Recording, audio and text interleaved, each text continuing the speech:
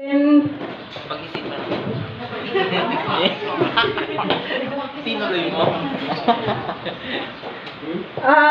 sinabi ko sa loob ng 29 days na yon, ano kaya ang mga pag-aaralan namin?